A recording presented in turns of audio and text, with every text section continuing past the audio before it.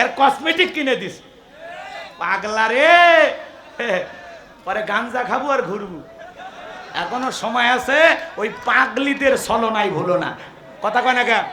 কোন নারী রূপের জালে, মায়ার জালে, ছলনার ফাঁদে মিষ্টি কথায় ভুইলা যাইও না। নারীরা ছেলেদেরকে ভালোবাসো না। একবার যদি ওই সুন্দরীদের জালে পা আটকে যায়, ফান্দে পড়িয়া পোকা কান্দে রে। পুলিশে ধরলে বাঁচবি, রেবে ধরলে বাঁচবি, কিন্তু কোন নারী ছলনার প্রেমে মায়ার জালে আটকে গেলে মনে রাখবা জীবনটা শেষ হয়ে যাবে। ওরা কালনাগিনীর চাইতেও বিষাক্ত। কথা কন, কথা কন। এখনকার মেয়েরা ছেলেদেরকে ভালোবাসে না, এরা ছেলেদের মন নিয়ে ব্যবসা বাণিজ্য করে। যে যত দামি গিফট করে তারে তত বেশি ভালোবাসে। কথা কন।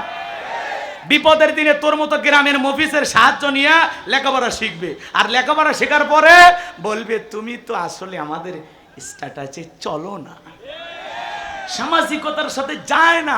আমি ফ্যামিলিতে কি বলবো যে তুমি একটা বেকার, অথচ এই ছেলে আলুর জমিতে, ধানের জমিতে চাষ কইরা, কষ্ট কইরা, পরিশ্রম কইরা এর টাকা দিয়ে পড়াশোনা করাইছে, এর কসমেটিক কিনে দিস। পাগলা রে, পরে গাঞ্জা খাবো আর ঘুরবো। এখনো সময় আছে, ওই পাগলিদের ছলনায় ভুলো না। কথা কয় না কেন? কোন নারী রূপের জালে, মায়ার জালে, ছলনার ফাঁদে মিষ্টি কথায় ভুইলা যাইও না। নারীরা ছেলেদেরকে ভালোবাসো না। একবার যদি ওই সুন্দরীদের জালে পা আটকে যায়, ফান্দে পড়িয়া পোকা কান্দে রে। পুলিশে ধরলে বাঁচবি, রেবে ধরলে বাঁচবি, কিন্তু কোন নারী ছলনার প্রেমে মায়ার জালে আটকে গেলে মনে রাখবা জীবনটা শেষ হয়ে যাবে। ওরা কালনাগিনীর চাইতেও বিষাক্ত। বুঝতে পেরেছি, কিন্তু সব জায়গায় তালে তাল মিলালে বিপদ আছে না নাই? এজন্য মুসলমান যে কোনো কাজ বুঝে শুনে করা লাগবে। খালি জোশ থাকলে হবে না, জোশের সাথে হুঁশও থাকা লাগবে। আজকের প্রোগ্রামে আসতে পেরে, বসতে পেরে কারা কারা খুশি, মুখে নিয়ে হাসি, আওয়াজ দেবে সেই আল্লাহ নামের এমন একটি স্লোগান দেবেন, এলাকায় যদি কোনো ইসলাম বিরোধী উই পোকা, সার পোকা, তেলা পোকা থাকে, ওদের কলিজায় যেন কম্পন সৃষ্টি হয়, এমন আওয়াজ তুলতে রাজি আছেন যারা? বীর মুসলমানের মতো দুটি হাত টান টান করে তুলে দেখান তো তারা। লিল্লাহে তাকবীর, আল্লাহু আকবার, লিল্লাহে তাকবীর, আল্লাহু আকবার। আল কোরআনের আলো ঘরে ঘরে জ্বালো, আল হাদিসের আলো ঘরে ঘরে জ্বালো। সারা বিশ্বের মুসলিম দেখো দেখো, সারা বিশ্বের মুসলিম দেখো দেখো। তোমার নেতা আমার নেতা বিশ্বনবী মুস্তাফা, তোমার নেতা আমার নেতা বিশ্বনবী মুস্তাফা। লিল্লাহে তাকবীর, আল্লাহু আকবার। আল কোরআনের আলো ঘরে ঘরে জ্বালো, আল হাদিসের আলো ঘরে ঘরে জ্বালো। দুর্নীতির আলো হাত নামা। অনেকে ঝোঁকে তালে বলেই ফেলেছেন দুর্নীতির আলো ঘরে ঘরে জ্বালো। বাংলাদেশে দুর্নীতি দমন কমিশন আছে না নাই? এরপরে দুর্নীতি কমেছে নাকি ডিজিটাল কায়দায় বেড়েই চলেছে? দিন যত গড়াত ছিল, দুর্নীতির পাল্লা তত ভারী হচ্ছিল। কথা বলেন ঠিক কিনা?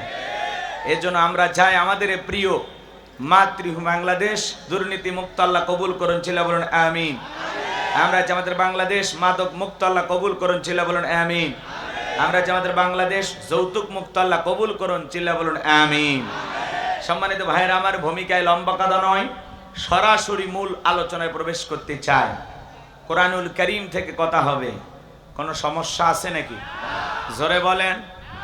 এই জমিনের মালিক কে? আপনার আমার মালিক কে? জমিন যে আল্লাহর, কথাও চলবে সে আল্লাহর। কথা বলেন ঠিক কে? এক সময় কোরআনের মাহফিলের অনুমতি নিতে থানায় যাওয়াই লাগতো, পাতি নেতাদের পায়ে ধরা লাগতো, তারপরেও পায়ের স্যান্ডেল ক্ষয় হয়ে যেত, এরপরে অনুমতি দিয়াও অনেক সময় সন্ধ্যাবেলায় বন্ধ করে দিত। আজকে তারা নাই। কথা বলেন না কেন? আজকে তারা আছে? মনে রাখবেন, আপনি যতদিন মাজলুম থাকবেন ততদিন আল্লাহর সাহায্য পাবেন। জালেমদের এদিক খেয়াল করেন, জালেমদেরকে আল্লাহ তাআলা সাহায্য করে না। আল্লাহ তাআলা সাহায্য করেন কাদেরকে? মাজলুমদেরকে। এই জন্য আল্লাহ তাআলা আমাদের ঘাড়ে 16 বছরের যে জগদল পাথর চেপে ধরেছিল, একটা ফেসবুকে পোস্ট করতে গেলেও চিন্তা ভাবনা করা লাগতো। অন্ধ মানুষ চোখে দেখে না, তারপরে মামলার আসামি। এ কথা কর না কাবলা। ময়মনসিংহের এক বৃদ্ধ চাচা, মোবাইল তো নাই, এমনকি বাটোমালা সেটও নাই, তারপরেও চাচা ডিজিটাল মামলার আসামি। কথা কন। এই জন্য মামলা হামলা নির্যাতন জুলুম, এরপরেও যাদের উপরে জুলুম করেছে তারা দেশ ছেড়ে পালাই নাই, কিন্তু যারা জুলুম করেছে ওরা এখন দেশ বিদেশে ঘুরেও পালানোর রাস্তা খুঁজে পাচ্ছে না। কথা বলে ঠিক না? এটাই কার বিচার? জোরে বলেন কার বিচার? এই জন্য আল্লাহর সাহায্য কবে আসবে কখন আসবে এটা আল্লাহ ভালো জানে। অনেকে আমাদেরকে বলতে, হুজুর দোয়া করেন, দোয়া তো কবুল হচ্ছে না। বেটা কবুল কখন হবে ওইটা আল্লাহ ভালো জানে। এ কথা হয় না কে? এই জন্য আমরা কখনো জালেম হব না, কথা মনে থাকবে তো। তারা জুলুম করেছে কিন্তু আমরা কারো প্রতি জুলুম করব, আমরা তাদেরকে ভালোবেসে বুকে টানবো। তারা যেন বুঝতে পারে যে না, এরা আসলে সত্যিকারের মুসলমান, এটা বুঝাইতে হবে।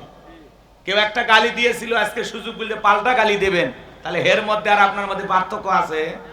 সে মামলা দিয়েছিল, আপনি আজকে পাল্টা মামলা দিবেন। সে ঘরে থাকতে দেন না, আপনিও থাকতে দেবেন না, এমন মানুষ হওয়া যাবে?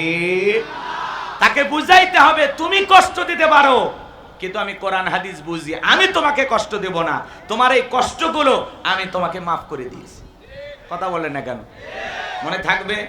ব্যক্তিগত কোনো আক্রোশ মনের ভিতরে রাখবেন না, সবাই আমরা ভাই ভাই। কথা বলে ঠিক কিনা?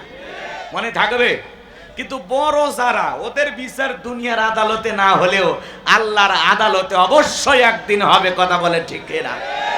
যারা এদেশের 11 লক্ষ কোটি টাকা দুর্নীতি করে বিদেশে পাচার করেছে, আল্লাহর কাছে প্রত্যেকটা টাকার পাই টু পাই জবাব দিতে হবে।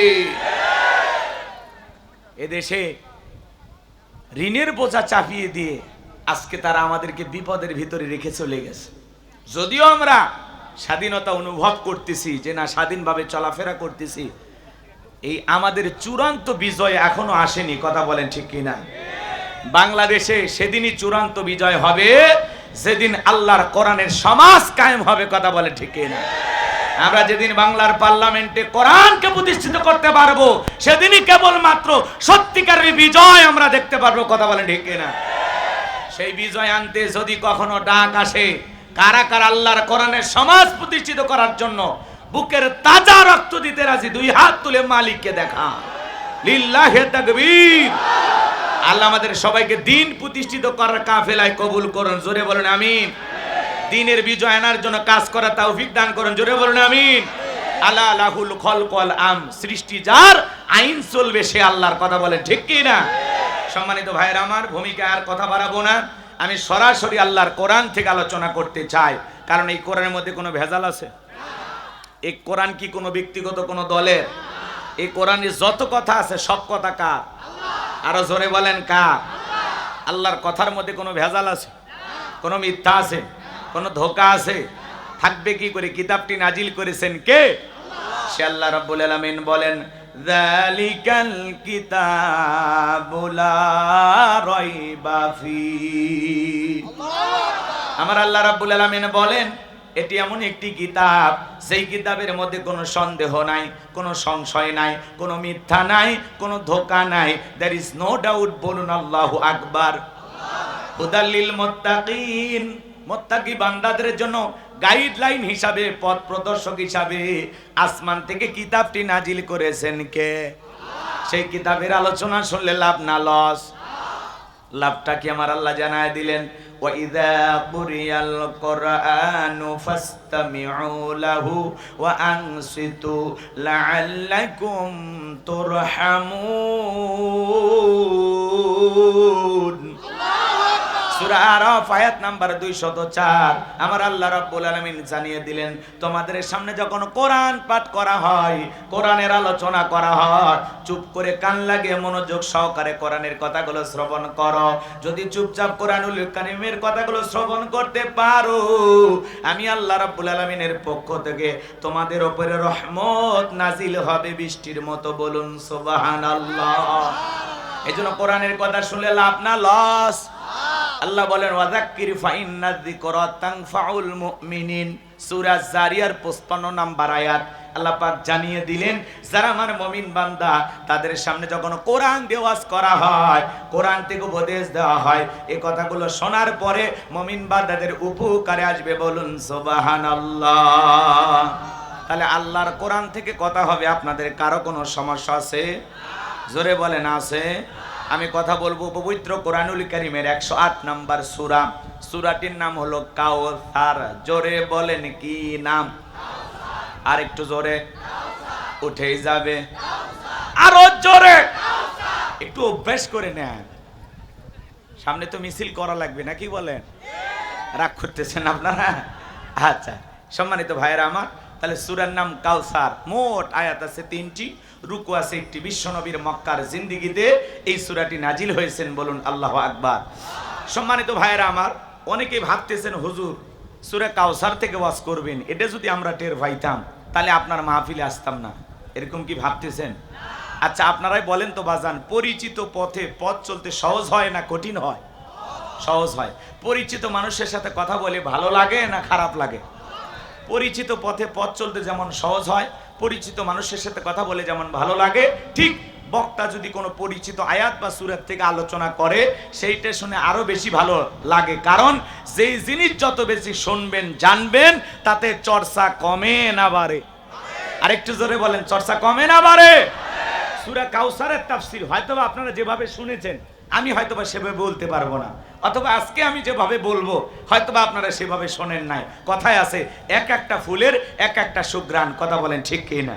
এজন্য বেশি সময় নাই, 12টা পর্যন্ত ধৈর্য নিয়ে আজকের মাহফিলে কারা কারা বসে থাকবেন না তারা হাত তোলেন। আলহামদুলিল্লাহ, কি চালাক জয়পুরহাটের মানুষ।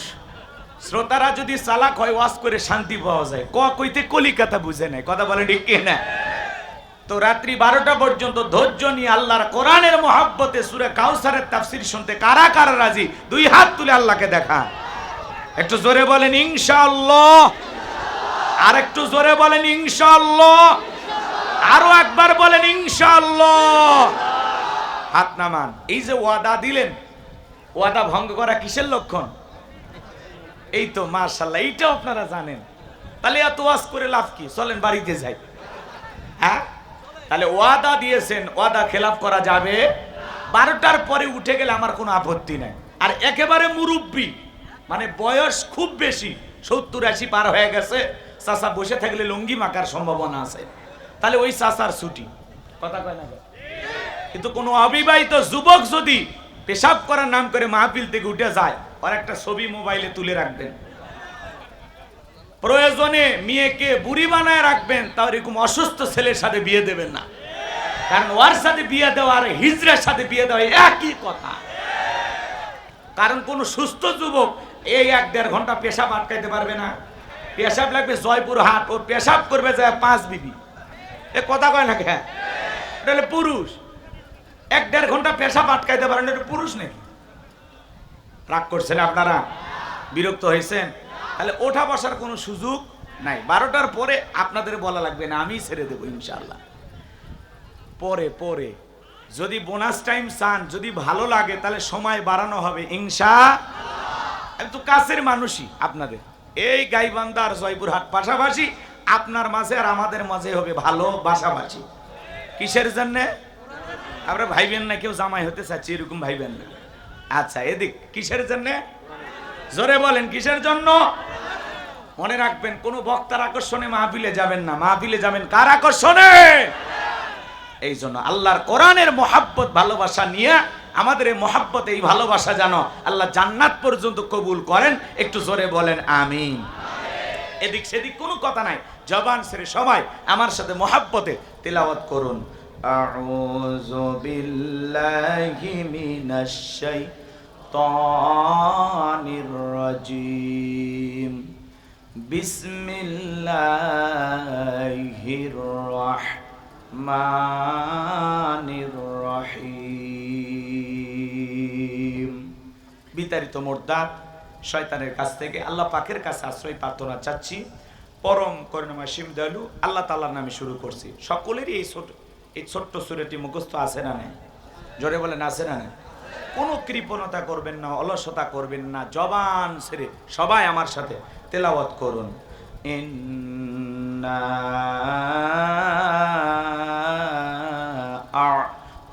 আ'তাইনাকাল কাউসার ফাসাল্লি লিরাব্বিকা রাব্বিকা ওয়ানহার ইন্না শানিয়াকা হুয়াল আবতার। আল্লাহু আকবার। যে কোনো সূরা বা আয়াতের তাফসীর করতে হলে কোন প্রেক্ষাপটে কোন সময় আল্লাহ তাআলা তার হাবিবের উপরে সেই সূরাটি নাজিল করেছেন, সেই নাজিলের প্রেক্ষাপট জানা দরকার আছে না নাই? আরবিতে বলা হয় শানে নজুল। যদি শানে নজুল আলোচনা করা হয় তাহলে তাফসীর বুঝতে সহজ হয়, বলুন আল্লাহু আকবার। তাহলে কোন সময় আল্লাহ তাআলা সূরা কাউসার তার রাসূলের উপরে নাজিল করেছেন সেই নাজিলের প্রেক্ষাপট একটু তুলে ধরবো। কষ্ট হবে না তো ইনশাআল্লাহ? ব্যথা পাবেন না তো? তাহলে একটু জোরে সরে বলেন আল্লাহু আকবার। আমার ভাইয়েরা গভীর মনোযোগ দিয়ে কথাগুলো শ্রবণ করবেন। বিশ্বনবীর প্রিয় সাহাবী হযরতে আনাস রাদিয়াল্লাহু তাআলা বলেন, আমরা রাসূলের চারপাশে বসা, আমি তাকায় দেখি নবীজির মনটা ভীষণ খারাপ, মুখটা মলিন, চোখের কোনা দিয়া অশ্রু ঝরতেছে। হযরতে আনাস দেখে বলেন, কিছুটা সময় অতিবাহিত হয়ে যাওয়ার পরে আমি তাকায় দেখি আমার নবীজি মুস্কি মুস্কি হাসতেছেন, বলুন সুবহানাল্লাহ। হযরতে আনাস ডেকে বলেন, নবী গো, এই মাত্র দেখলাম মনটা খারাপ, মুখটা মলিন, চোখের কোনা দিয়ে অশ্রু ঝরতেছে, আবার কেন মুস্কি হাসেন? আমার নবী কেন কাঁদেন, কেন হাসেন? এর পেছনে রহস্য আছে না নাই? নবীজির মনের কষ্ট থাকার কারণ হলো নবীজির কলিজার টুকরা ছেলে সন্তানগুলো জন্মগ্রহণ করে আর একে একে ছেলে সন্তানগুলো বিদায় নাই। আবুল কাসেম মারা যায়, তাকের মারা যায়, ইব্রাহিম মারা যায়। বলেন তো সন্তান জন্ম নিয়ে যদি মারা যায়, বাবা হিসাবে নবীর মনেও কষ্ট লাগে কিনা? আরো জোরে বলেন লাগে কিনা? এ ভাইয়েরা আমার, জবান খুলে একটু কথা বলবেন। আমি করব ওয়াজ, আপনারা দেবেন আওয়াজ, জবাব দিবেন ঠিক ঠিক। আলোচনা হবে কমপ্লিট, শ্রোতাদের স্পিরিটে বারে বক্তার হিট, আলোচনা হবে জায়গা মতো ফিট। কথা বলা লাগবে, একটু আওয়াজ দিবেন যাতে মনে হয় হাজার হাজার মানুষ কথা শুনতেছে। মনে হবে তো ইনশাআল্লাহ? একটা আওয়াজ দেন, লিল্লাহি তাকবীর। আমার ভাইয়েরা, একে তো সন্তান হারানোর ব্যথা, অন্যদিকে নবীজির কাছের চাচা নাম হলো আবু লাহাব ডেকে বলে, ভাতিজা, তোমার বংশে বাতিজানোর কেউ থাকলো না, তুমি একটা লেজ কাটা, তুমি একটা নির্বংশ, জোরে কন্যা উযুবিল্লাহ। একে তো সন্তান হারানোর ব্যথা, অন্যদিকে আপন মানুষদের সমালোচনা, নবীজির মনের কষ্ট কমে না বাড়ে? আপনারাই বলুন, আল্লাহ না করুক আপনার আমার সন্তান যদি মারা যায়, কাছের মানুষদের উচিত বিপদের দিনে সান্ত্বনার বাণী শোনানো। বাবা তুমি সবর করো, ধৈর্য ধারণ করো, আল্লাহ যদি চায়, সন্তান মারা গেছে, জীবন মৃত্যুর মালিক তোমার আল্লাহ, সন্তান মারা গেছে, একটু ধৈর্য ধারণ করো, সবর করো, আল্লাহ যদি চায় বছর না ঘুরতে আবারও তোমাদের ঘর আলোকিত করে সন্তান দান করতে পারেন তিনি কে? তার মানে বিপদের দিনে কাছের মানুষদের উচিত সান্ত্বনার বাণী শোনানো। কথা বলেন ঠিক কিনা? কিন্তু নবীর চাচা আবু লাহাব এতটাই খারাপ, সান্ত্বনা দেওয়া তো দূরের কথা, উল্টো ঠাট্টা বিদ্রুপ আর সমালোচনা করে ডেকে বলে, ভাতিজা, তোমার একটা ছেলে সন্তানও জীবিত থাকলো না, তুমি তো একটা লেজ কাটা, তুমি একটা নির্বংশ, তোমার বংশে বাতি জ্বালানোর মতো কেউ থাকলো না। এই কথাগুলো বলে বিশ্বনবীকে কষ্ট দেয়। এবার জানবো আমার, আপনার আমার প্রিয় নবীর কলিজার টুকরা ছেলে সন্তানগুলো কেন মারা গেল? একটা ছেলেও কেন জীবিত থাকলেন না? অনেক পয়গাম্বরের ছেলে পয়গাম্বর হয়েছেন, অনেক পয়গাম্বরের ছেলে যৌবন পর্যন্ত জীবিত ছিলেন, কিন্তু বিশ্বনবীর একটা ছেলে সন্তানও কেন প্রাপ্ত বয়স হওয়া পর্যন্ত আল্লাহর এই দুনিয়ায় জীবিত থাকলো না? এর পেছনেও রহস্য আছে না নাই? নবীজির ছেলে সন্তানগুলো এই দুনিয়ার জমিনে জীবিত না থাকার পেছনে কারণ আছে তিনটি। জোরে বলেন কয়টি? নবীর উম্মত হিসেবে জানতে মনে চায় না, রাসূল আকরাম সাল্লাল্লাহু আলাইহি সাল্লামের ছেলে সন্তানগুলো কেন জীবিত থাকলো না? তার পিছনে কি তিনটি রহস্য, কি সেই তিনটি কারণ নবীর উম্মত হিসেবে কি জানতে আপনাদের মনে চায় না?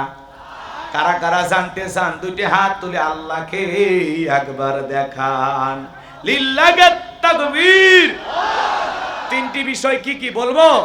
হাত নামান। তাহলে আমি এখনই যদি তিনটি বিষয় নিয়ে আলোচনা শুরু করি, তাহলে 3 নাম্বার আয়াতের আলোচনা করা লাগবে। আমি কি 1 নাম্বার আয়াত বাদ দিয়ে 3 নাম্বারে যাব? জোরে বলেন, যাব নাকি আস্তে আস্তে শুরু করা যাক? ধৈর্য আছে তো ভাই? কষ্ট হবে না? রসুলের ছেলে সন্তানগুলো কেন জীবিত থাকলো না? আল্লাহ তাআলা কেন নিলেন? কি কারণ? গভীরে মনোযোগ দিয়ে কথাগুলো শোনেন। একে তো সন্তান হারানোর ব্যথা, অন্যদিকে নবীজির কাছে যারা কালেমা পড়ে মুসলমান হয়, বিশেষ করে যারা চাকর বাকর দাসী, এদের উপরে কাফির বেঈমান নির্যাতনের জুলুমের স্টিম রোলার চালায়। হযরতে বেলাল তখনও কালেমা পড়ে মুসলমান হন নাই। নবীজি রাতের বেলায় দারুল আরকামে বসা, হযরতে বেলাল বিশ্বনবীর দরবারে উপস্থিত হয়ে গেলেন।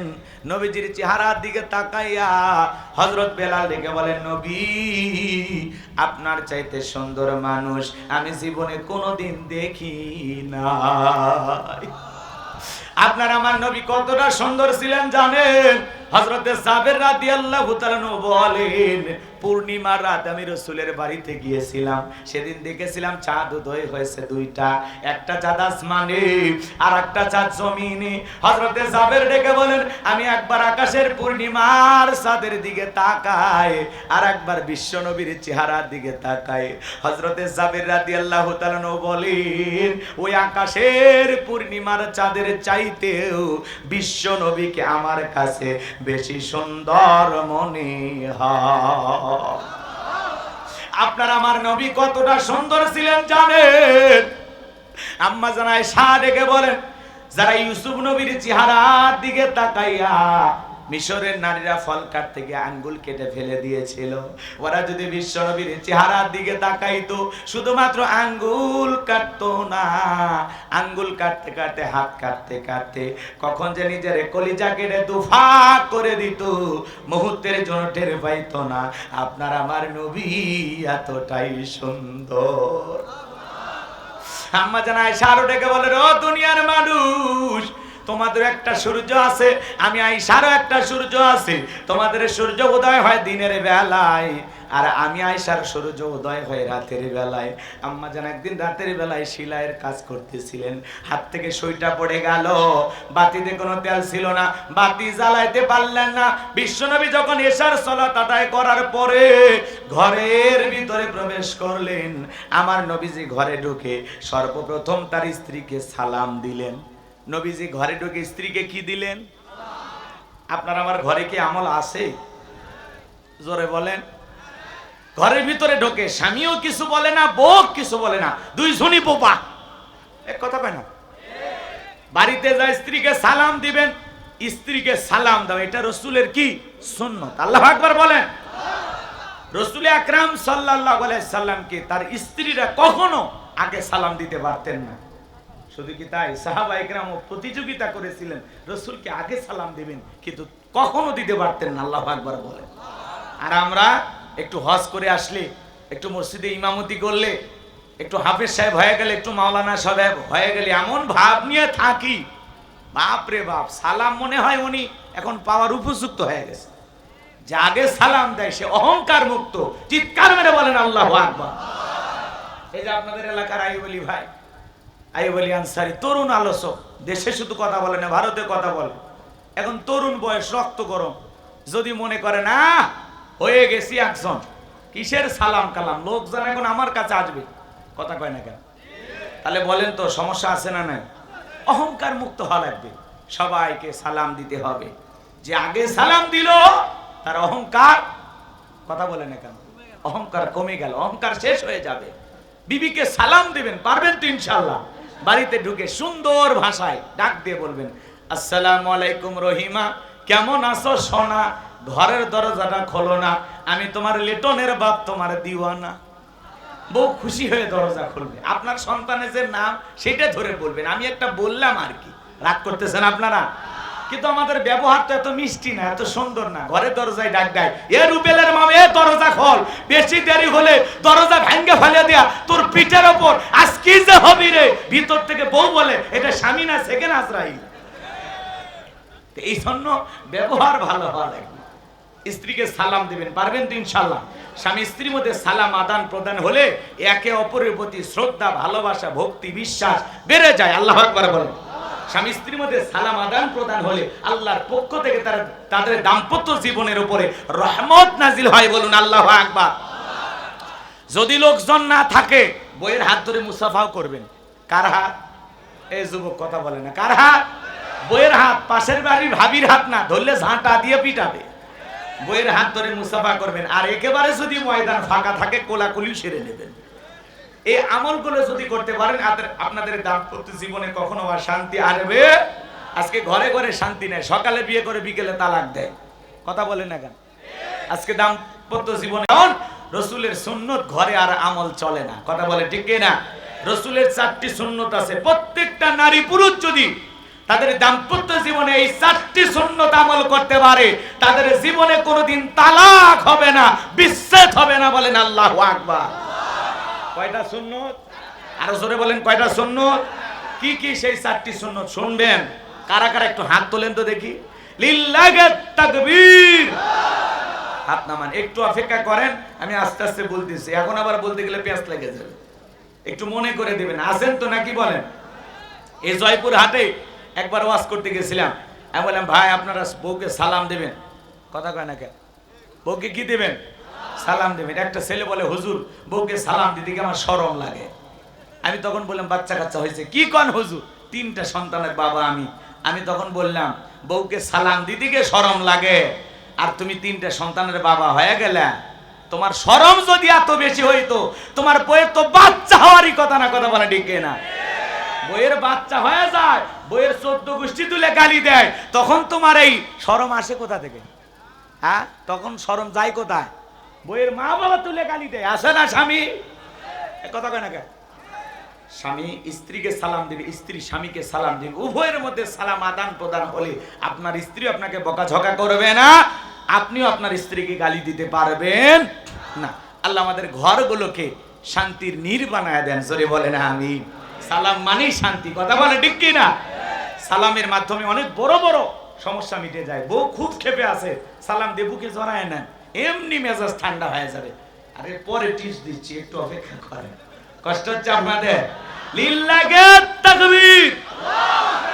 আম্মা জান আয়েশা ডেকে বলেন, নবীজি ঘরের ভিতরে প্রবেশ করে আমাকে সালাম দিলেন, আর আমি তাকায়া দেখলাম বিশ্ব নবীর চেহারার আলোতে সুইটা কই পড়ে আছে আমি পরিষ্কার দেখতে পেয়েছি।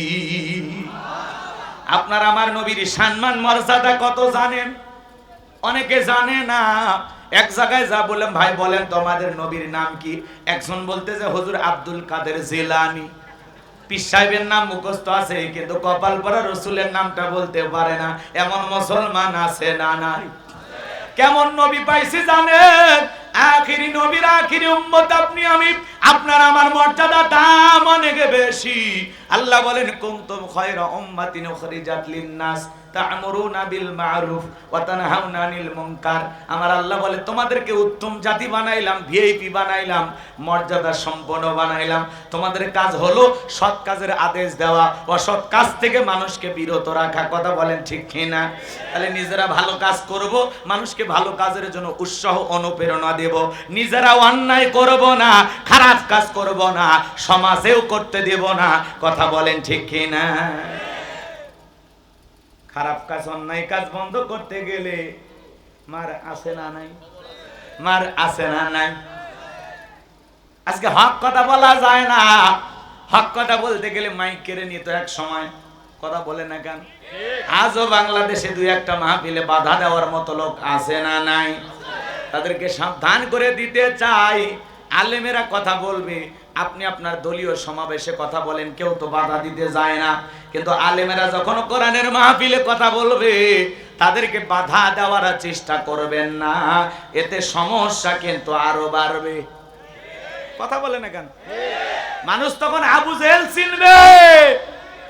কথা কয় না? কারণ কোরআনের মাহফিলে কোন মুসলমান বাধা দিতে পারে। হুজুর বলতেছে, সমস্যা কি? বাক স্বাধীনতা আছে না মানুষের? বলে যা। আপনি ভালো মানুষ হলে সমাজের মানুষ এমনি আপনাকে নির্বাচিত করবে। কোন হুজুর কি কইলো না কইলো এতে আপনার ভোট কমবে? কথা কয় না? আর যদি হুজুরদের বাধা দেন, চেয়ারম্যান কে, আপনি এলাকার চৌকিদারও হবেন না।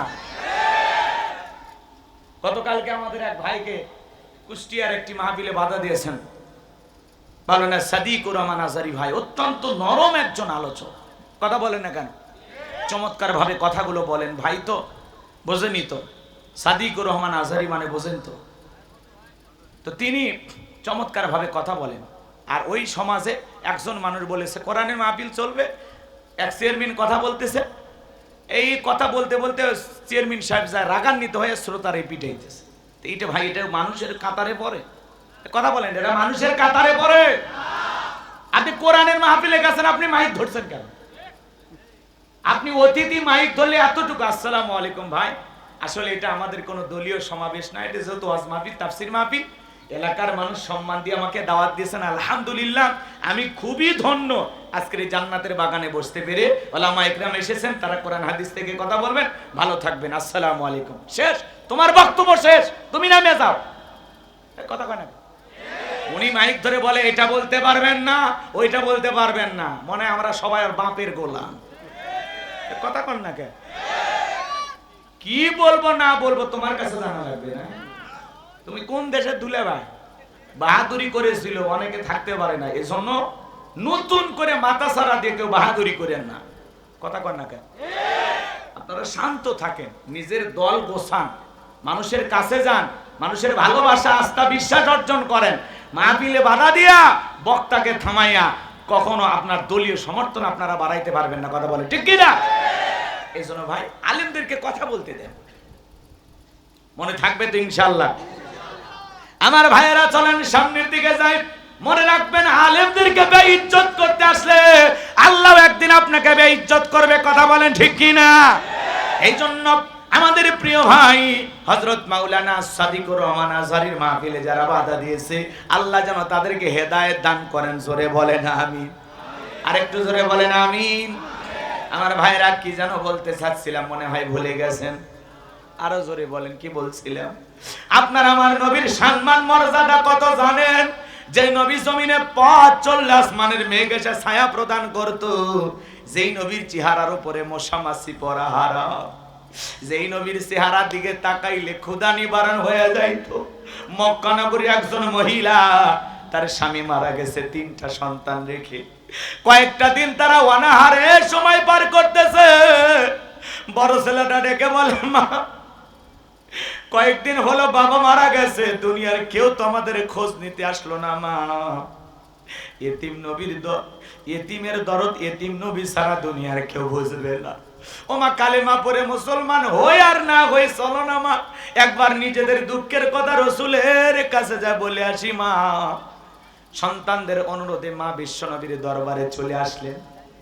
2টা ভাই রসুলের চেহারার দিকে তাকাইয়া বড় ভাই ছোট ভাইকে ডেকে বলে, ভাই এ কেমন মানুষের চেহারার দিকে তাকাইলাম, যার চেহারার দিকে তাকাইয়া আমার পেটের ক্ষুধা নিবারণ হয়ে গেছে। মনে হয় এই মাত্র পেট ভরে কি যেন খাইলাম। ছোট ভাই ডেকে বলে, বড় ভাই আমারও তো একই অবস্থা, এ কেমন মানুষের চেহারার দিকে তাকাইলাম গো, যার চেহারার দিকে তাকাইয়া আমার পেটের ক্ষুধাও চলে গেছে। এই জন্য অনেক গরিব সাহাবী ছিল, ঘরে খাবার ছিল না, নবীজির চেহারার দিকে তাকাইয়া তারা পেটের ক্ষুধার কথা ভুলে থাকতেন। আল্লাহু আকবার। কেমন নবী পাইছি জানেন? যে নবী আসমানের চাঁদের দিকে ইশারা করলে চাঁদ 2 টুকরো হয়ে যায়, জমিনে পা তুললে মাওলা পাকের আরশে আজিমে পৌঁছে যায়। নবীজির শরীর মোবারক ঘেমে গেলে আম্মা জানরা সেই ঘামগুলো সংগ্রহ করে শিশির ভিতরে জমা রাখতেন। রাসূলের দিকের ঘাম মিসকম্বরের চাইতে বেশি সুগন্ধি ছড়াইতো। আমার ভাইয়েরা সেই নবীর কাছে হযরত বেলাল কথা মনে আছে না নাই? গভীর মনোযোগ দিয়ে শুনবেন বাজান গো আমার। হযরতে বেলাল ডেকে বলে, নবী আপনি কালেমার দাওয়াত দেন, ইসলামের প্রচার প্রসার করেন, দয়া করে আমার একটু কালেমা পড়ে মুসলমান বানায় দেন। বিশ্বনবী হযরত বেলালকে পড়ায় দিলেন, লা ইলাহা ইল্লাল্লাহু মুহাম্মাদুর রাসূলুল্লাহ সাল্লাল্লাহু আলাইহি ওয়াসাল্লাম। কষ্ট হচ্ছে আপনাদের? আমার ভাইয়েরা গভীর মনোযোগ দিয়ে শুনবেন যে কথা বলতে চাচ্ছিলাম। হযরতে বেলাল কালেমা পড়ে মুসলমান হয়ে গেল। আমার নবী ডেকে বলে, বেলাল ইসলামের অবস্থা কোনো ভালো না, কালেমা পড়েছো আপাতত প্রকাশ করা যাবে না। আপনারাই বলেন তো ইসলামের অবস্থা কি সব সময় ভালো থাকে? আরো জোরে বলেন ভালো থাকে? আজও তামাম পৃথিবীর দিকে তাকায় দেখেন, ওই জালেমদের টার্গেট ইসলাম আর মুসলমান। এ কথা বলে না কেন? ওই জালেমদের টার্গেট ইসলাম আর মুসলমান। কথা বলে ঠিক কিনা? বাংলাদেশের অনেক বড় একটা কোম্পানি আছে, আরএফএল কোম্পানি, নাম শোনেন নাই? সেখানে একজন ভাই চাকরি করত। সে আফসোস করে সংবাদ সম্মেলনে গতকালকের 2-3 দিন আগের একটি ঘটনা, সে বলতেছে প্রত্যেকটা মিটিং যখন অফিস থেকে আয়োজন করা হয় ঠিক নামাজের সময় আমরা আমাদের স্যার যিনি ছিল তার কাছে অনুরোধ করেছিলাম যে স্যার, মিটিংটা যদি নামাজ ছাড়া অন্য সময় করা যায় তাহলে আমাদের সলাতে সমস্যা হয় না। তখন বলতেছে এগুলো নামাজ কালাম বাড়িতে যায় পড়ো। নাউজুবিল্লাহ, কালকেও কইন। চিন্তা করেন, মুসলমানের দেশে মুসলমানের টাকা দিয়ে আমরা যে কোম্পানিগুলোকে লালন পালন করি, তাদের কোম্পানির বিভিন্ন জিনিস আমাদের ঘরে নিয়ে যায়। কথা বলেন না কেন? রাগ করতেছেন আপনারা? এখন তারা যদি নামাজ পড়ে এমন ব্যক্তিদের সাথে এমন আচরণ করে, বলেন তো ওই কোম্পানির প্রোডাক্টগুলো কি কেনা যাবে? ওই কোম্পানিগুলো বয়কট করা দরকার আছে না নাই? নামাজে বাধা দেয়, এরা দাড়ি দেখলে সমস্যা মনে করে, জামাত শিবির ট্যাগ লাগায়। সেই ছেলেটা বলতেছে এগুলো জামাত শিবিরগিরি, এই আরএফএল কোম্পানিতে চলবে না। নামাজ পড়লে বাড়িতে যা পড়বা, অফিসে কোনো নামাজ হবে না। এইভাবে তারা কথা বলতেছে। এই জন্য আমরা বলতে চাই ভাই, ইসলাম বিদ্বেষী মাঝে মাঝে বিরাট বিভিন্ন কোম্পানিতে আমরা এরকম দেখি। কথা বলে না কেন? তারা নামাজকে পছন্দ করে না, দাড়িকে পছন্দ করে না, কেউ আল্লাহর জিকির করে পছন্দ করে না। এমন কোম্পানির জিনিস আমরা আমাদের ঘরে কিনবো না। কথা বলে ঠিক কিনা? এজন্য বলবো এখন আপনারা সতর্ক হয়ে যান। কারণ বাংলাদেশের মানুষ যদি একবার জেগে ওঠে আর যদি বয়কটের দাবিতে দেশের ওলামা ইকরাম সচ্চার ভূমিকা পালন করে, ওইরকম কোম্পানি 2-1 বছরের মধ্যে নিশ্চিহ্ন হয়ে যাবে। কথা বলে ঠিক কিনা? ফিরি দিলে তোদের বদনাও কেউ কিনবে না। কথা কয় না কেন? সাবধান হয়ে যাও। সব জায়গায় ইসলাম বিরোধী লোক আছেই, এ কথা কন না কেন? আজও তামাম পৃথিবীর দিকে তাকায় দেখেন, ইসলাম আলাদের বিরুদ্ধে ষড়যন্ত্র করার জন্য মানুষ আছে না নাই? বিগত 16 বছরে এই দেশে সবচেয়ে বেশি নির্যাতন জুলুমের শিকার হয়েছে এদেশের ওলামা ইকরাম, দাড়ি টুপি নামাজিরা। কথা বলে ঠিক কিনা? আমার ভাইয়েরা গভীর মনোযোগ দিয়ে কথাগুলো বোঝার চেষ্টা করবেন। হযরতে বেলাল ডেকে বলেন, নবী আমার জীবনের কোনো দাম নাই। আমার বনি বোমায়কে বলেছিলাম উর্দম বা ছাগল পেশাব পায়খানা করে দেয়, ওই ঘরে থাকতে আমার বড় কষ্ট হয়, আমার জন্য আলাদা একটা ঘরের ব্যবস্থা করে দাও। ওমায় ডেকে বলে, বেলাল রে, উর্দম বা ছাগলের দাম আমার কাছে আছে, কিন্তু তোর মতো কালো হাফসি বেলালের দাম আমার কাছে নাই। জোরে কন্যা উজুবিল্লাহ। ও নবী, আপনি শুধু আমাকে দোয়া করে দেন, মৃত্যু পর্যন্ত যেন আমি কালেমার পথে টিকে থাকতে পারি। বিশ্ব নবী হযরত বেলালকে দোয়া করে দিলেন। হযরত বেলাল চলে গেলেন। আমার ভাইয়েরা পরের দিন সকালবেলা সূর্য উদয় হয়েছে, অনেকটা বেলা গড়িয়েছে। হযরত বেলাল দরজা খোলে না। অন্যান্য চাকর বাকর যারা আছে ওরা নালিশ নিয়ে চলে গেল উমাইয়ার কাছে। যা বলে, উমাইয়া এখন পর্যন্ত বেলাল দরজা খোলে নাই, উর্দুম বা ছাগলের পেশাব পায়খানা পরিষ্কার করে নাই, তাই নাকি? বলে হ্যাঁ, ঠিক আছে চলো এইবার দরজায় সেটা দেয়, বেলাল দরজা খোলো। হযরত বেলাল দরজা খোলে না, জোরে করে ধাক্কা মারছে, দরজা খুইলা গেছে। ওই এবার খেয়াল করেন বাজান গো আমার, ওমায়ে তাকায় দেখে সেই রাত্রিতে হযরত বেলাল কালেমা পড়ে মুসলমান হয়েছে। ওই রাত্রিতে একটা উর্দম বা ছাগলের কাছে কোনো পেশাব পায়খানা দেখা যায় না। জোরে বলেন মারহাবা। এইবার উমাইয়া ডেকে বলে, এ চাকরের দল, বেলালের বিরুদ্ধে মিথ্যা অভিযোগ দাও। তোমরা যখন ঘুমাচ্ছিলে বেলাল তখন ময়লা আবর্জনা পরিষ্কার করেছে, তাকায় দেখো না একটা উর্দম বা ছাগলের কাছে কোনো পেশাব পায়খানা নাই। এইবার বলতেছে, যাও নিজেদের কাজ করো, বেলালকে বেলালের মতো থাকতে দাও। ওদেরকে দাঁড়িয়ে দেওয়ার পরে এক পা দুপা করে হযরতে বেলালের কাছে চলে গেলেন।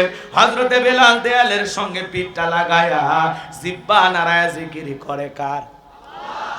এইবার উমাইয়া বেলালের কাছে যা হালকা করে ধাক্কা মারছে, যখন জবান দিয়ে কালেমার আওয়াজ বের হয়েছে, তখন উমাইয়া ডেকে বলে, বেলাল তোর জবান দিয়ে কি শুনলাম, তুমি কি মুসলমান হয়েছো? হযরতে বেলাল ডেকে বলে, মুসলমান হয় যারা মিথ্যা কথা বলতে পারে না তারা, ওয়াকুলু কওলান সাদীদা। মুসলমানেরা হবে সত্যবাদী, মুসলমানেরা কখনো মিথ্যাবাদী হতে পারে না। এই বিশ্ব রেকর্ড ছিল বিশ্ব নবী 63 বছরের জিন্দেগিতে একটি মিথ্যা কথা বলেননি। এমন মানুষকে নেতা হিসাবে কারা কারা মানতে রাজি? দুই হাত তুলে দেখান। লিল্লাহি তাকবীর। আমার নেতা, তোমার নেতা। কেমন নেতা পাইছি, কেমন নেতা! সে 63 বছরের জিন্দেগিতে একটি মিথ্যা কথা বলেননি। এমন বিশ্ব রেকর্ড পৃথিবীর দ্বিতীয় কোন নেতার আছে? জোরে বলেন, আছে? আমাদের সমাজের নেতারা তো মিথ্যা বলতে বলতে চেহারা বেঁকা হয়ে গেছে, এক পা কবরে ঢুকে চলে গেছে, এরপরে মিথ্যা বলা ছাড়ে না। এত মিথ্যা কথা ওনার গোল বলতে পারে, শয়তান পর্যন্ত বলে আমি এত খারাপ না। কথা কয় না? মিথ্যাবাদী আছে না নাই? হেলিকপ্টার দিয়ে ফানি দিয়েছিল। আরে জাতির সাথে জাতীয় তামাশা করেছিল ওরা। এ কথা কন নাকি আপনারা? রাগ করেন না, সামনের দিকে যায়, কষ্ট মনের মধ্যে নেবেন না। বড় বড় কথা বলতো, আজকে কই গেল? কথা কন না? মন্ত্রীরা সব কোথায় গেল, কোথায় কাদের কাকা?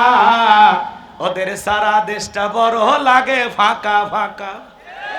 না না বলবো না, কষ্ট হচ্ছে। একটু জোরে বলেন লিল্লাহি তাকবীর। মন্ত্রীরা সব কোথায় গেল, কোথায় কাদের কাকা?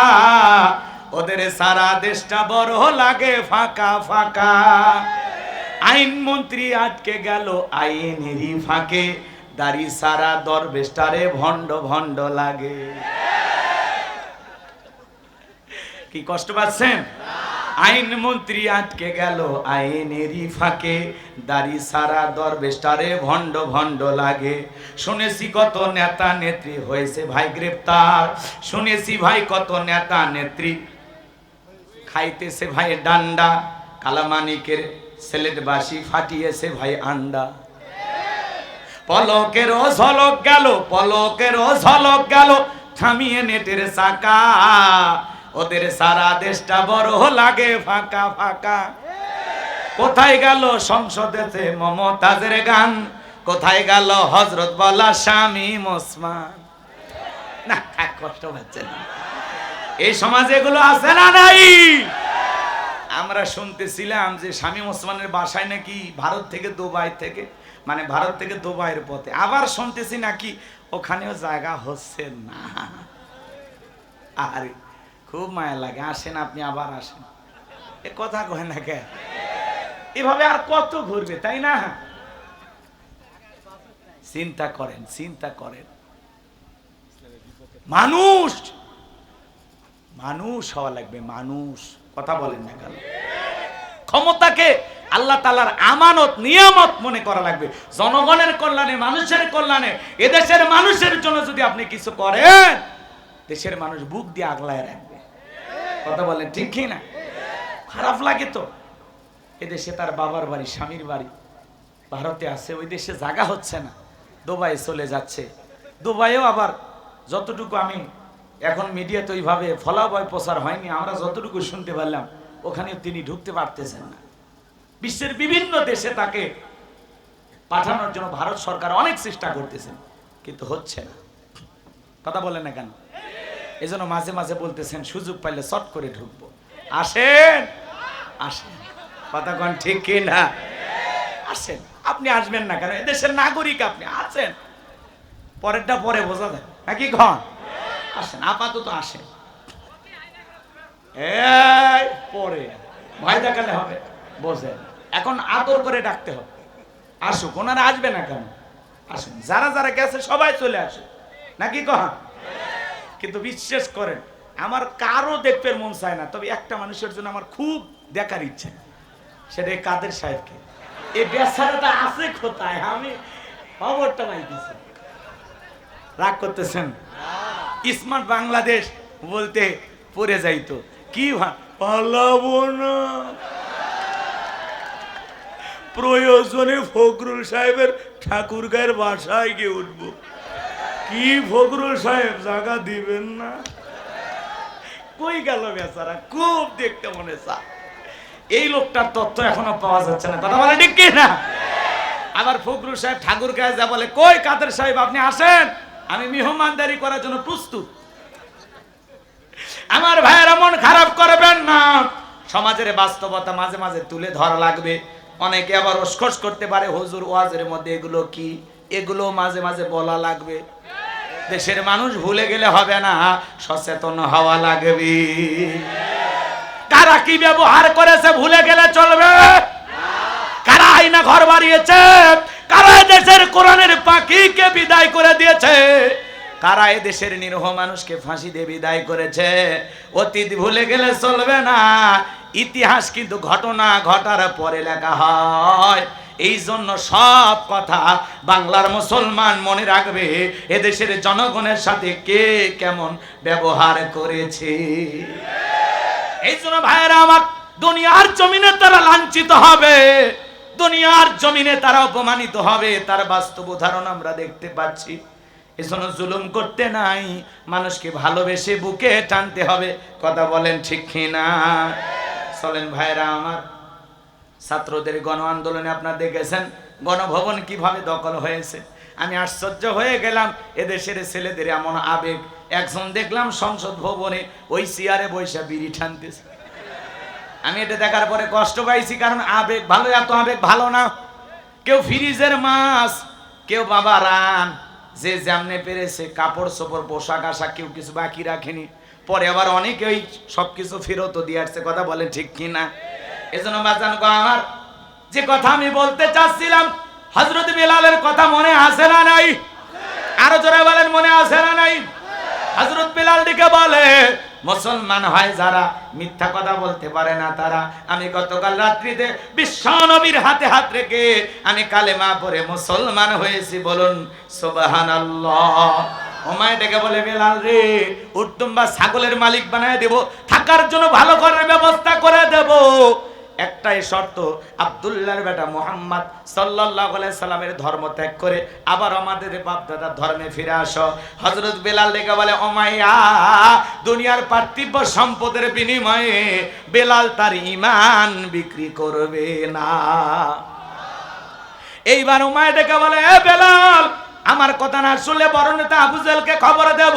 হযরতে বেলাল ডেকে বলে, কোন বড় নেতা ছোট নেতা এখন কাউকে কোনার টাইম নাই, আমি দুনিয়ার কোন আবু জেহেলকে ভয় করি না, আমি ভয় করি আমার আল্লাহকে। আল্লাহ ছাড়া দুনিয়ার কোন মানুষকে ভয় করা জায়েজ নাই। কার ভয়ে আপনি এত ভয় করেন? কয়দিন বাঁচবেন? ভাই হুজুর সাবধানে কথা বলেন, অবস্থা ভালো না। কি হয়েছে, কি সমস্যা আপনার? কথা কন না কে? এত ভয় পান মাহফিল দেওয়ার দরকার কি? কষ্ট পাচ্ছেন নাকি? ভয় করলেই ভয়, আর ভয় যদি না করেন কেউ আপনারা ভয় দেখাতে পারবে না। কথা কন না কে? এজন্য যা হয়েছে হয়েছে, সামনেতে যেন আর এরকম না হয়। কথা কি বোঝা গেল? এখন সেই হিসাবে আপনাকে কেমনে চলা লাগবে একটু বুঝে চলেন, ঠিক আছে তো? আর কত বোকা থাকবেন, সারা জীবন ওরা ধোকা দেবে, আর সেই ধোকার ফাঁদে আমরা পা দেব? কথা কয় না? একটু পরিবর্তন হওয়ার দরকার আছে না নাই? জি জি জি, মনে রাখবেন আমার ভাইয়েরা, আমি যে কথা বলতে চাচ্ছিলাম গভীর মনোযোগ দিয়ে শুনে যান। এইবার ওমায় চলে গেল আবু জেহেলের বাড়িতে, যা বলে, নেতা, আমার বাড়ি কৃতদাস বেলাল কালেমা পড়ে মুসলমান হয়েছে, তাই নাকি? বলে, হ্যাঁ ঠিক আছে, বাড়িতে আমি আসতেছি।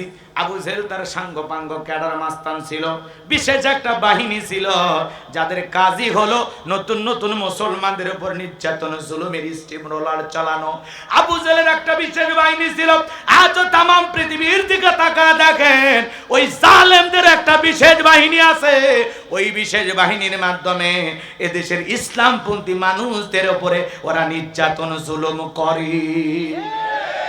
কাশ্মীরে মুসলমান মারে, ফিলিস্তিনিতে মুসলমান মারে। কথা বলেন ঠিক কিনা?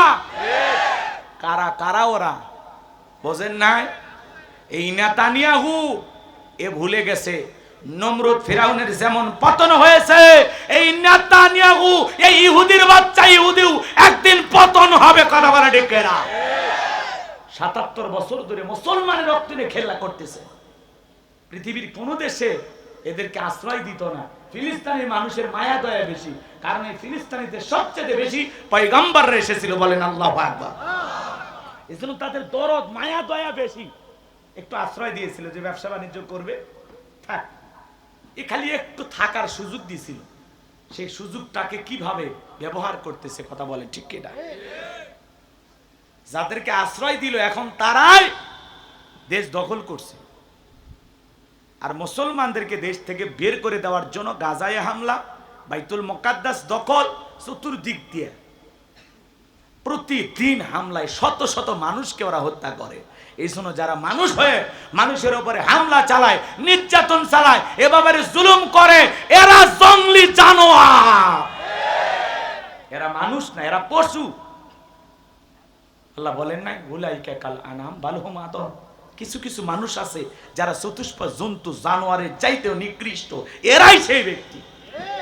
কি কষ্ট হয় আমার ভাইয়েরা, গভীর মনোযোগ দিয়ে কথাগুলো শুনে যান। আমি যে কথা বলতে চাচ্ছিলাম, আবু জেহেল তার ক্যাডার মাস্তান সঙ্গে নিয়ে উমাইয়ের বাড়িতে চলে আসলো। বেলালকে ডাইকা বলে, বেলাল এই দিকে আসো। কাছে ডাইকা বলে, বেলাল আমি তোমারে পার্সোনাল ভাবে মহাব্বত করি। বেলাল রে, তোমার উপরে আমার অনেক ভালোবাসা দয়া মায়া আছে। বেলালে সব কি শুনছি, তুমি নাকি কালেমা পড়ে মসে, তুমি যদি চাও উটতুম বা ছাগলের মালিক বানায় দেব, থাকার জন্য ভালো ঘরের ব্যবস্থা করে দেব। বেলাল তুমি যদি চাও ব্যবসা বাণিজ্য করবা, দেড়হাম টাকা পয়সা যা লাগে আমি ব্যবস্থা করে দেব। বেলাল তুমি শুধু মুখ ফুটে বলো, চাইতে দেরি, চাহিদাটা পূরণ করতে দেরি করা হবে না। হযরত বেলাল ডেকে বলে, আবু জেহেল রে, দুনিয়ার সব সম্পদ যদি বেলালকে দিতে চাও, দুনিয়ার সব সম্পদ ছাড়তে রাজি, কিন্তু বিশ্ব নবীর কালেমা ছাড়তে রাজি নাই। বেলালের মতো যারা ইমানদার, এরা টাকার কাছে বিক্রি হয় না। কিন্তু আমাদের সমাজে আমরা তাকায় দেখি, মুনাফিক মার্কা মুসলমান, টাকা সেই দিকে, ওদের ফতুয়া সেই দিকে। একটা বিরিয়ানির প্যাকেট পেলে কয়, ম্যাডাম আপনি জান্নাতি। কথা কয় না, আসে না নাই? টাকা যেই দিকে, ফতুয়া সেই দিকে। টাকা পাইলে হালালকে হারাম বলে, আর হারামকে হালাল বলে চালিয়ে দেয়। আসে না নাই? টাকার জোরে ওদের ফতুয়া এদিক সেদিক হয়ে যায়। কষ্ট হচ্ছে আপনাদের, কষ্ট নেবেন না বাজান গো আমার। হযরত বেলালের কথা শুনে আবু জেহেল থেকে বলে, বেলাল সোজা আঙ্গুলে ঘিউ না উঠলে আঙ্গুল একটু বাঁকা করা লাগবে। এই কথা বলে যুবকদেরকে লেলিয়ে দিল, চাবুক দিয়ে পিটাও। হযরত বেলালকে চাবুক দিয়ে পিটাইতে পিটাইতে কালো চামড়া পেটে রক্ত ঝরতেছে। এরা যত জোরে চাবুক মারে, বেলাল তত জোরে আল্লাহর জিকির করে। বাবারে মারে লাগতেছে ছাইরা দে, এগুলো বলে না। যত জোরে মারে তত জোরে জবান দিয়ে কার জিকির করে? আরেকটু জোরে বলেন কার? বাজান গো আমার। এইবার কালো চামড়া গুলো ফেটে রক্ত ঝরতেছে। আবু জেহেল ডেকে বলে, বেলাল চাবুক দিয়ে পিটাইলাম, পিটতে পিটতে রক্ত ঝরতেছে, তারপরে কি নবী মুহাম্মাদের কালেমা ছাড়বি না? হযরত বেলাল দেখে বলে, আবু জেহেল রে, মারতে মারতে যদি মেরেও ফেলে দাও, জীবনটা দিতে রাজি, কিন্তু ঈমান ছাড়তে রাজি না।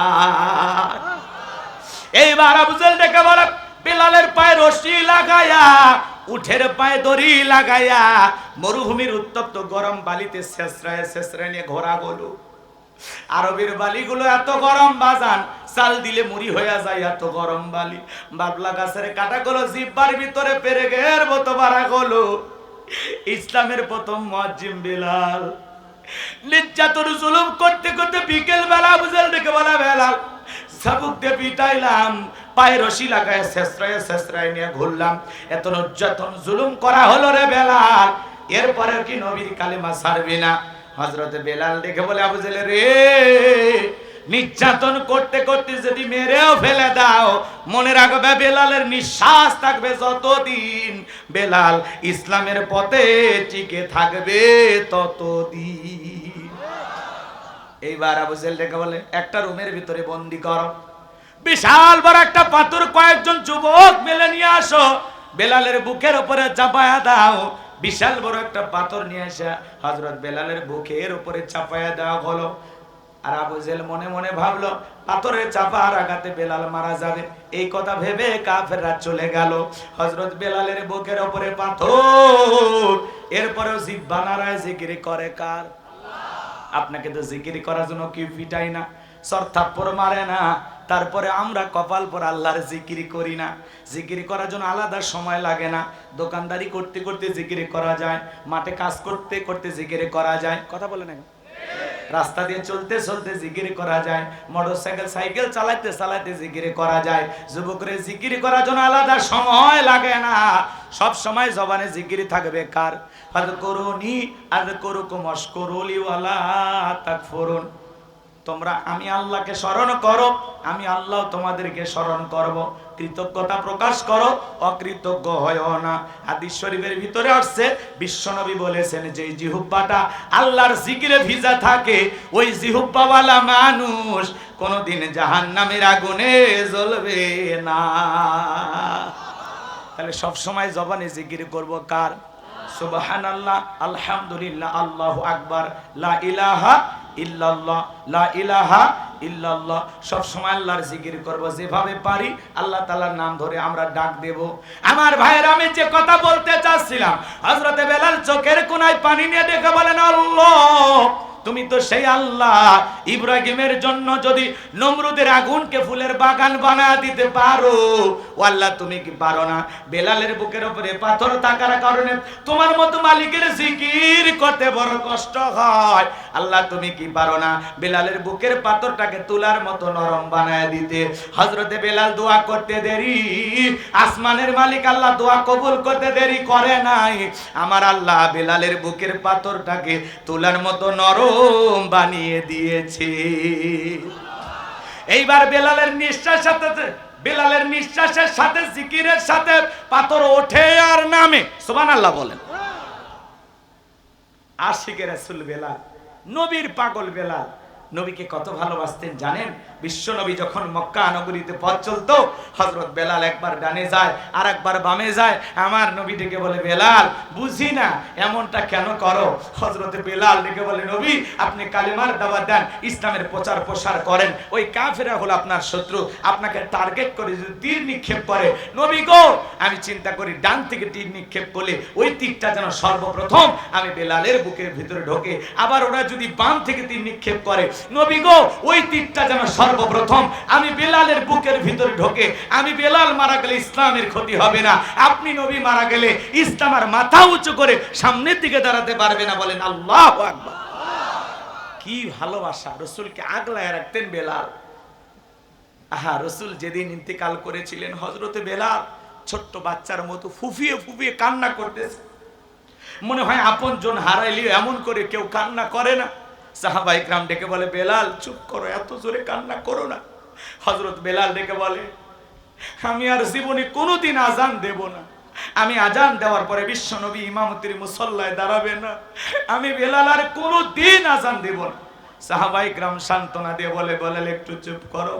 হযরত বেলাল কারো কথা শোনে না, চোখের পানি ছেড়ে দিয়ে কান্না করতে থাকলেন।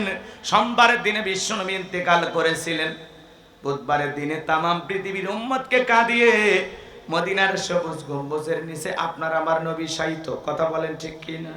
আমার ভাইয়েরা, রাসূলের রওজার পানে দাঁড়ায়া যখন সালাম দিতে যাবে, দেখবেন দুনিয়ার সবকিছু আল্লাহ তাআলা আপনাকে ভুলিয়ে দেবে। দিলের ভিতরে কেমন যে ভালো লাগা ভালোবাসা কাজ করে, তা আপনাদেরকে ভাষায় বলে শেষ করা যাবে না। আমার ভাইয়েরা, বিশ্ব নবীকে দাফন সম্পূর্ণ করার পরে হযরত বেলাল বলে, মদিনায় থাকলে আমি পাগল হয়ে যাব। মদিনা ছেড়ে হযরত বেলাল দামেস্কে চলে গেলেন। 6 মাস অতিবাহিত হয়ে যাওয়ার পরে নবীজি ঘুমের ঘরে ডেকে বলে, বেলাল কত মানুষ দেশান্তর থেকে আইসা, বিভিন্ন দেশ সফর করে আইসা আমি রাসূলের রওজা পাকে দাঁড়ায়া, আমার কবরের পাশে দাঁড়ায় সালাম দেয়, এ বেলাল আয় আয় একবার মদিনায় আইসা আমি নবীকে সালাম দিয়া যা। বিশ্ব নবীকে স্বপ্নে দেখার পরে হযরত বেলাল আর দেরি করলেন না, পরের দিনে মদিনার পথে রওনা করলেন। হযরত বেলাল মদিনায় পৌঁছার পরে সমস্ত সাহাবায়ে কিরাম ডেকে বলে, বেলাল দাও না একবার আজান দাও, তোমার কণ্ঠে আমরা আজান শুনতে চাই। হযরত বেলাল ডেকে বলে, আমি আজান দেওয়ার পরে বিশ্বনবী ইমামতির মুসল্লায় দাঁড়াবে না, আমি বেলাল আর আজান দেব না। ছোট ছোট বাচ্চারা পর্যন্ত বলে, মা বেলাল আসছে, একটু বেলালকে দেখে আসি। নবীর নাতি হাসান আর হোসাইন দুইটা ভাই বেলালের কাছে আইসা হযরতে হোসাইন বেলালের হাতটা ধরে বলে, নানু ভাই, নানাও চলে গেছে, তুমি আমাদেরকে ছেড়ে চলে গেছো, নানু ভাই দাও না একটু আজান দাও, আমি হোসাইন তোমার একটু আজান শুনতে চাই। হাতটা ধরে যখন নানু ভাই বলে ডাক দেয়, ও নানু ভাই দাও না একটু আজান দাও। হযরত হোসাইন যখন নানু ভাই বলে ডাক দেয়, হযরত বেলাল তাকায়া দেখে হযরতে হোসাইনের চেহারার উপরে মনে হয় বিশ্বনবীর চেহারা মোবারক ভেসে উঠেছে। মনে হয় মদিনার নবী ডাইকা বলে, বেলাল দেন একবার আজান দে, আমি নবীর কতদিন হয়ে গেল তোর আজান শুনতে পাই না। হোসাইন যখন কেঁদে কেঁদে হাতটা ধরে নানু ভাই বলে ডাক দেয়, হযরতে হোসাইনের অনুরোধ ফেরাইতে পারলেন না। 6 মাস পরে বেলাল মদিনায় আইসা আবারও আজান দিলেন, বলুন আল্লাহু আকবার। ঘটনা অনেক লম্বা আছে, ওই দিকে যাওয়ার সুযোগ নাই। বেলালের উপর নির্যাতন জুলুমের কথা বিশ্বনবীর কান পর্যন্ত যখন পৌঁছে গেল, আমার নবী ডেকে বলে, আবু বকর বেলালের উপর নির্যাতন জুলুমের কষ্টের কথা আমার আর সহ্য হয় না, যাও তুমি আমার বেলালের জন্য একটা কিছু করো। হযরত আবু বকর সিদ্দিক রাদিয়াল্লাহু তাআলা আনহু কয়েক গুণ দাম বেশি দিয়া গোলামীর জীবন থেকে হযরত বেলালকে আজাদ করলেন, মুক্ত করলেন, বলুন আল্লাহু আকবার। এই যখন ইসলামের অবস্থা বাজান গো আমার, একদিকে সন্তান হারানোর ব্যথা, অন্যদিকে সাহাবায়ে কিরামদের উপর নির্যাতন জুলুম, এই জন্য রাসূলের মনটা কি খারাপ। সন্তানের ব্যথায় সাহাবায়ে কিরামদের নির্যাতন জুলুম কষ্টের কারণে রাসূল ব্যথিত। আচ্ছা বলেন তো, নবীজির যখন মন খারাপ, নবীকে সান্ত্বনা দেওয়ার দায়িত্ব কার? আরেকটু আস্তে কর, একটু জোরে ডাক দেন, আল্লাহ। কইতে কষ্ট লাগে, আল্লাহ বললে বুকটা ভরে যায়, কলিজাটা ভরে যায়, কি শান্তি। আমরা গোলাম কার? আরেকটু জোরে বলে। আমার ভাইয়েরা গভীর মনোযোগ দিয়ে কথাগুলো শুনবেন। আমার আল্লাহ ডেকে বলে, জিবরাইল আমার বন্ধুর মা নাই, বাবা নাই, আমি ছাড়া আমার বন্ধুর আপন কেউ নাই। এ জিবরাইল আমার বন্ধুর মনটা হয়েছে ভারী, আমি আল্লাহ সইতে না গির পারি। লাহু মাহফুজ থেকে সূরা কাউসার নিয়ে যায়, আমার বন্ধুর উপরে নাজিল কর তাড়াতাড়ি। আল্লাহু আকবার। আমার নবী ডেকে বলে, আনাস আমার মনটা কেন খারাপ তোমরা জানো, আমার মনের কষ্টের কথাটা তোমরা জানো, কিন্তু আমার মুস্কি হাসি দেওয়ার কারণ হলো এই মাত্র আসমান থেকে জিবরাইল এসে আমার উপরে সূরা কাউসার নাজিল করলো। বিশ্বনবী তখন সাহাবায়ে কিরামদের সামনে তেলাওয়াত করে শোনায় দিলেন। জবান ছেড়ে সবাই আরেকবার তেলাওয়াত করুন, ইন্না আ'তাইনাকাল কাউসার ফাসাল্লি লিরাব্বিকা ওয়ানহার ইন্না শানিয়াকা হুয়াল আবতার। আল্লাহু আকবার। আল্লাহ রাব্বুল আলামিন বলেন, ইন্না আ'তাইনাকাল কাউসার। আল্লাহু আকবার। আমার আল্লাহ বলেন, অবশ্যই আমি আল্লাহ পাক আপনাকে হাউজে কাউসার দান করেছি, বলুন আল্লাহু আকবার। নিশ্চয়ই আমি আল্লাহ পাক আপনাকে হাউজে কাউসার দান করেছি। এই দুনিয়ার অনেক পয়গাম্বরকে আল্লাহ পাক পাঠিয়েছিলেন, দুনিয়ার অন্য কোন নবী রাসূলকে আল্লাহ পাক হাউজে কাউসার দান করেন নাই। আমার আল্লাহ তাআলা ভালোবেসে আপনার আমার প্রিয় নবীকে হাউজে কাউসার গিফট করেছেন, দান করেছেন। সুবহানাল্লাহ। ইন্না আ'তাইনাকাল কাউসার, অবশ্যই আমি আল্লাহ পাক আপনাকে হাউজে কাউসার দান করেছি। জোরে বলুন সুবহানাল্লাহ। অনেকে সুবহানাল্লাহ বলতে চায় না।